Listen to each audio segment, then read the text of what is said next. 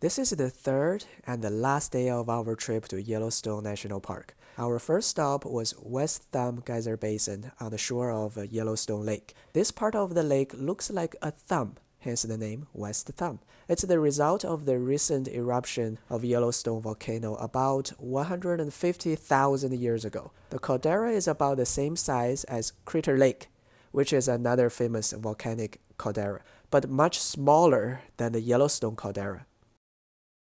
Fishing Cone is an interesting hot spring because it's right next to the lake, so the tourists in the early times would boil their freshly caught fish right in the vent. This was a must-have experience at Yellowstone back then. However, this cooking on the hook practice has been prohibited a long time ago to protect the hot spring and also the visitors. Aptly named, the vents of Lakeshore Geyser are often underwater in the spring and summer when the water level of Yellowstone Lake is higher due to snowmelt. The Beast Pool is one of the deepest hot springs in Yellowstone, descending 53 feet. We didn't see the bottom. Black Pool was named for the green and brown thermophile living in the pool back when it was given the name. Since then, however, the temperature of the water has increased, and the type of thermophile living in the pool have shifted to those more orange and yellow in color. Next, we went to Hayden Valley again.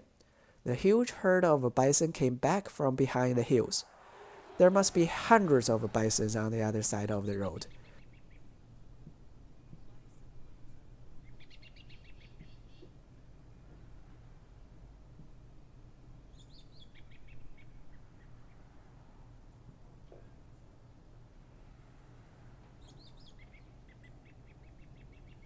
It's already past 11, not early morning anymore, but the bison were still active.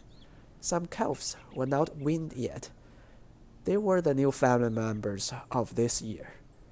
It's the first time for us to see bison calves suckling, so everyone felt interested.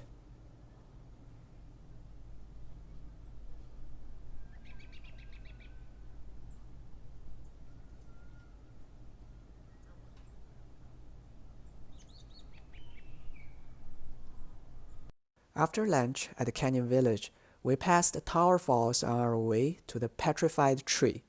By the way, the road to Lamar Valley was still closed from Tower Roosevelt Junction.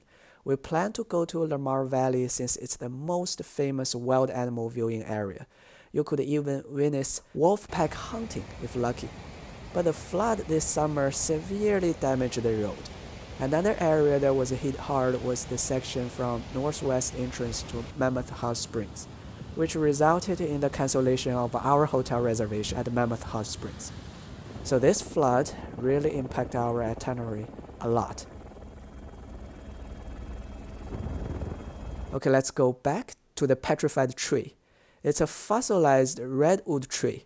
Now, the redwood could only be found in a narrow strip along the Pacific coast. This means the environment and climate have changed a lot. There used to be more petrified trees here. This fenced one is the only one that survived the vandalism of early visitors. Now, wildflowers time.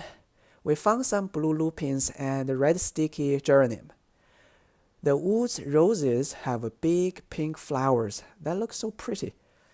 We also find an invasive species, Dalmatian toadflax. They have beautiful yellow flowers but are noxious weeds. Native to the Mediterranean region, this invasive plant could be found in at least 12 states in the US now. After Petrified Tree, before we reached Mammoth Hot Springs, we saw two black bears at two nearby locations. The first one was an adult. The second one was just a cub. They were eating some grass and other plants. Even though they are omnivores, 90% of black bears' diet are plant-based. So, they actually beat many people in eating healthy.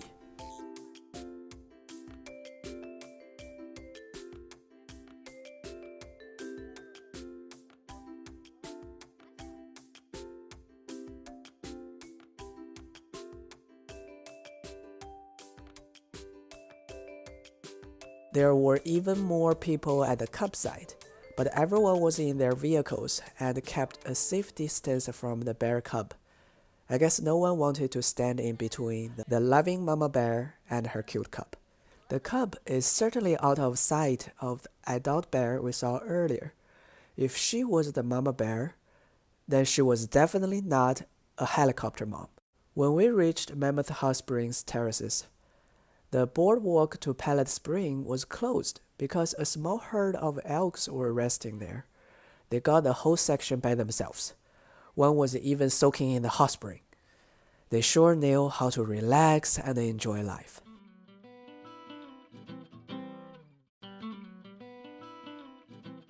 So, we went to the southern part of the lower terrace to see Minerva Terrace and Mount Terrace. Those terraces look like water fountains made of corals. They are unbelievable natural architectures. Have you wondered how those terraces are formed? Those terraces are called travertine terraces, which are the fifth type of hydrothermal features in Yellowstone. They are formed from limestone, which makes them very different from other hydrothermal features.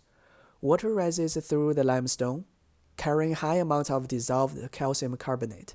At the surface, carbon dioxide is released and calcium carbonate is deposited, forming travertine, the chalky white rock of the terraces. This formation resembles a cave turned inside out. Colorful stripes are formed by thermophiles. Due to the rapid rate of deposition, these features constantly and quickly change. Mammoth Hot Springs lie far away from Yellowstone caldera. Its heat source must come from somewhere else. One theory is that a large fault system runs between North Geyser Basin and Mammoth, which may allow thermal water to flow between the two. We followed the boardwalk up the hill. After we reached the top, we could see the new Blue Spring at the top of the lower terrace. Canary Terrace is on the far end. The view was amazing.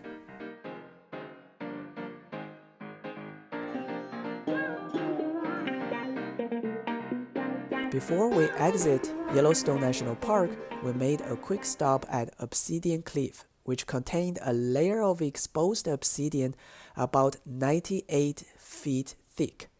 People started mining obsidian here more than 10,000 years ago. This concludes our trip to Yellowstone. I hope you enjoyed this video, and see you next time.